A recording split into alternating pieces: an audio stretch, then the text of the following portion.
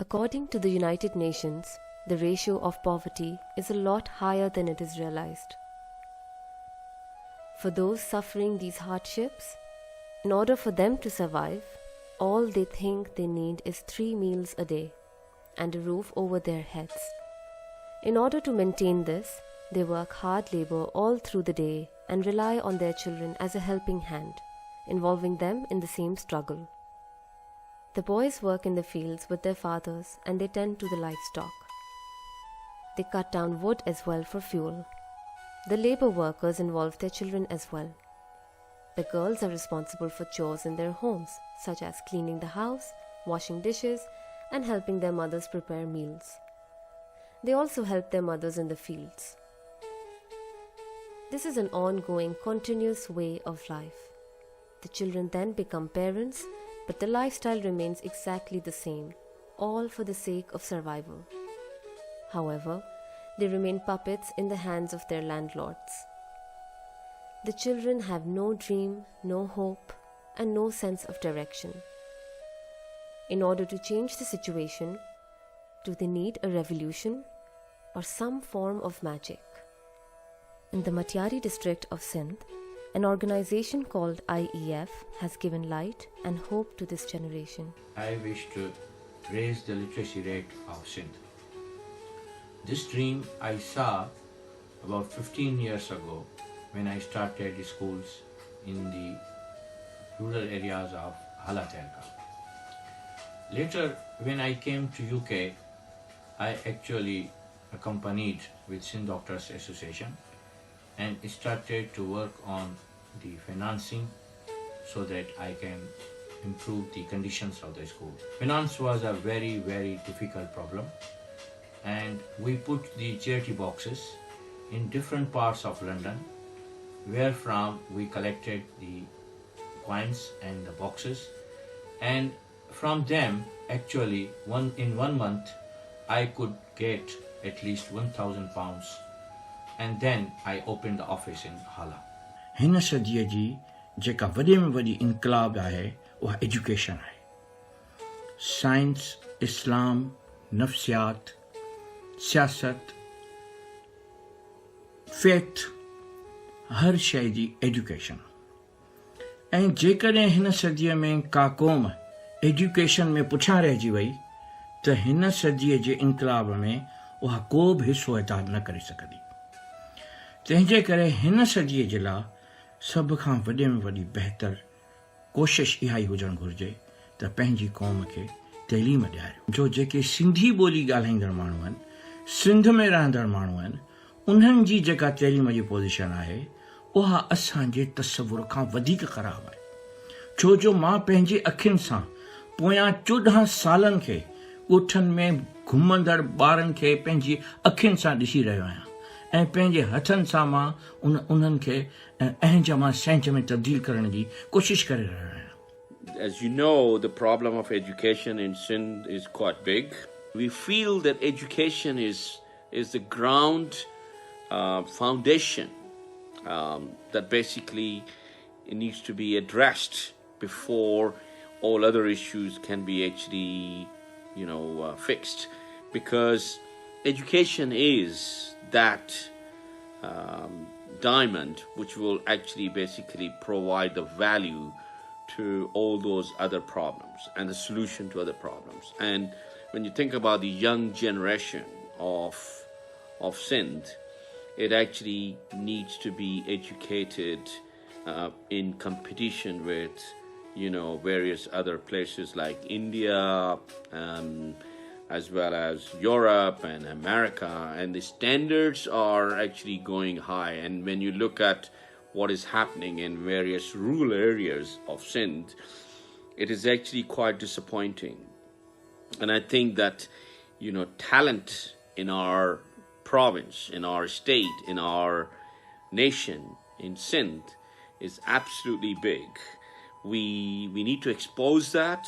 We need to exploit that by investing, time, money, efforts at every level, because education is the heart of every nation today. असां सभिनी खे ख़बर आहे त बुनियादी तइलीम हिकिड़ो तमामु अहम तरीन रोल अदा थी करे कंहिं बि समाज खे सोसाइटीअ खे या कंहिं मुल्क खे अॻिते वधाइण में उनजो हिकिड़ो वॾो रोल थो थिए. जिते बि जंहिं बि मुल्क जी जंहिं बि सोसाइटी जी बुनियादी तइलीम मज़बूत हूंदी, सुठी हूंदी, सुधरियल हूंदी, त उहा बिरादरी या उहा क़ौम या उहो मुल्क मुआशी मैदान में ॿियनि सां मुक़ाबिलो करे सघे थो ऐं सर्वाइव करे सघे थो. आर.पी. साहिब असांखे घुरायो चई त तव्हां स्कूल एडेप्ट कराईंदो. चयोमांसि मुंहिंजो स्कूल हूअं ई पसमांदा इलाइक़ो आहे, तमामु ग़रीब माण्हू आहिनि हिते.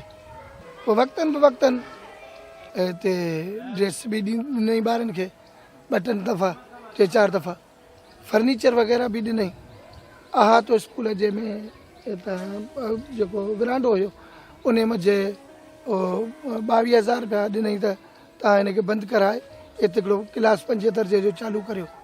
वरी इहो 5 दर्जे जो क्लास हुते चालू करायोसीं, उन जो फर्नीचर ॾिनो हुई. अमीर जी ज़िंदगी जा मुख़्तलिफ़ लाह चढ़ रहिया आहिनि मुख़्तलिफ़ हवालनि सां, पर ख़ासि तौर ते ताज़ो अमीर जी जेको छोकिरो हुयो, पुटु हुयो, उनजी डेथ जेका ई सा उन अमीर खे काफ़ी लोॾे छॾियो हुयो, उनखे इमोशनली उनखे डिवास्टेट करे छॾियो हुयो.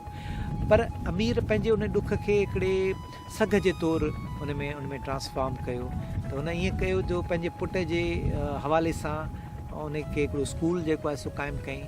ऐं हुनजी बि इहा ख़्वाहिश हुई त जीअं संदसि पुट खे हुनजो ख़्वाबु हो त आउं आला तइलीम हासिल ॾियारिया, त अहिड़ो जेको ख़्वाबु हुयो जेकर हू पंहिंजे पुट खे न ॾियारे सघो हुनजे अणमुदाए ते मौत में ऐं कमले मौत में जे सबबु, त हिन इहो चयो त इहो ख़्वाबु जेको आहे सो आउं ॿियनि शागिर्दनि सां उन्हनि खे बि आउं पंहिंजे पुटनि जे जीअं कयो. त हुन पंहिंजे दुख खे हिकिड़ी स्ट्रेंथ सघ तौर ते जेको आहे सो इस्तेमालु कयो. Sindh Doctor Association supports him a lot in the past in building works, for transport, computers, and we are committed to support him. I wish him well. I hope he will be successful. Sindh Doctor Association UK is committed to support him all the way through. त असां जॾहिं हिते कमु करियूं था त असांखे ॿार खे कन्विंस थो करिणो पए त उहो स्कूल अचे. न सिर्फ़ु ॿार खे बल्कि उनजे पेरेंट खे बि कन्विंस करिणो थो पए त उहो स्कूल अचे, छो त हिते एतिरी अञा अवेयरनेस कोन्हे त ॿार पाण ई अचे या ॿार खे माइट पाण मोकिले. असीं उन्हनि जे घरनि ताईं बि वञूं था, उन्हनि जे वञनि ते उन्हनि ते बि वञूं था, उन खां पोइ असां वटि ॿारु अचे थो. हिते त असीं ॿार खे न त फीस था वठूं, न किताब था माना परचेस करे, ॿार थो परचेस करे, सभु कुझु असांजे तरफ़ां आहे. उन जे बावजूद बि ॿारु थोरो माना हेज़िटेट थो करे. हिते जेको माना सोच आहे इहा ई आहे त छोकिरियूं पढ़ी छा कनि, उन्हनि खे त उहो ई शादी करे वञिणो आहे.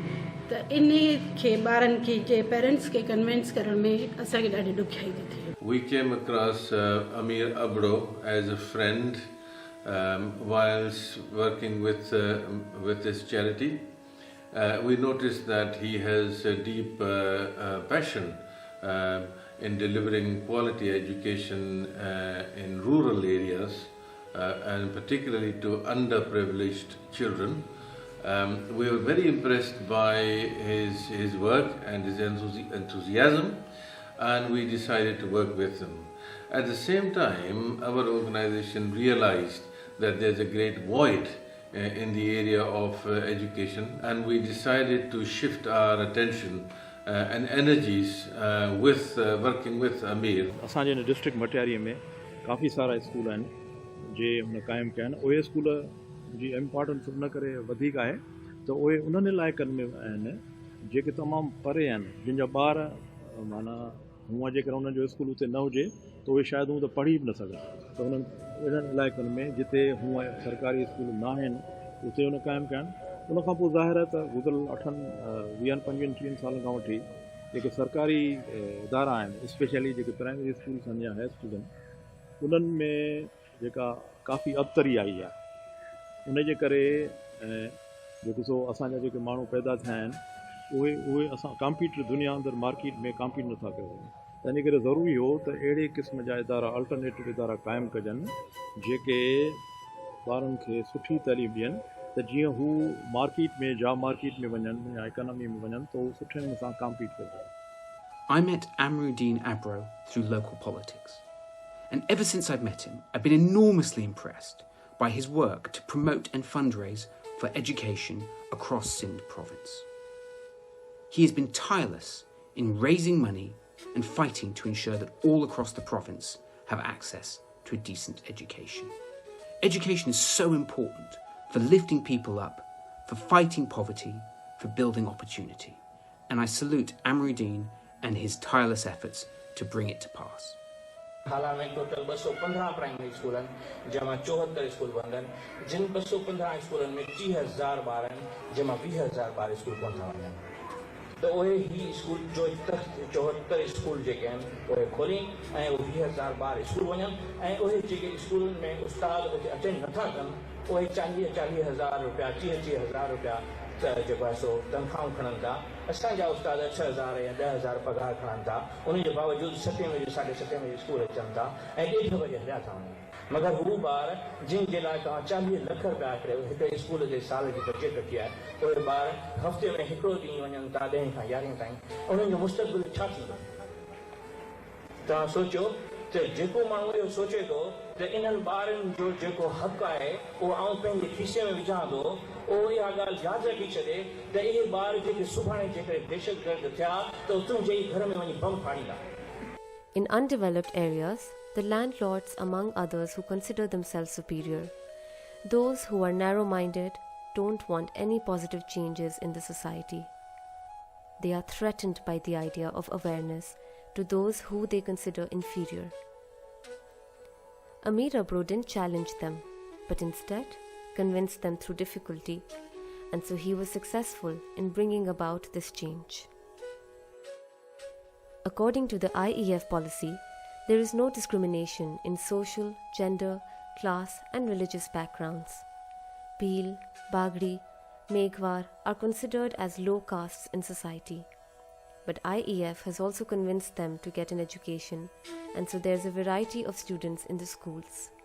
ऐं ॿियो जेका आहे सा जॾहिं टीचर्स हिकिड़ो दफ़ो उते उन में रिपोर्ट थी वियो त अमीर जी इहा ख़्वाहिश रही आहे त संदसि जेके टीचर्स आहिनि उन्हनि खे बाक़ाइदा ट्रेनिंग ॾिजे उन जे लाइ हुन मुख़्तलिफ़ क़िस्म जा ट्रेनिंग प्रोग्राम्स बि कराया जिते उन्हनि जे टीचर्स जी लैंग्वेज स्किल्स हुया उन्हनि खे बहितर बनाइण में असां उन्हनि खे मदद कई आहे. सरकारी स्कूल जे हवाले खां हिन में बहितरी आहे जीअं इन करे हिन जे मीडियम जेको इंग्लिश आहे ऐं उस्ताद क्वालिफाइड आहिनि.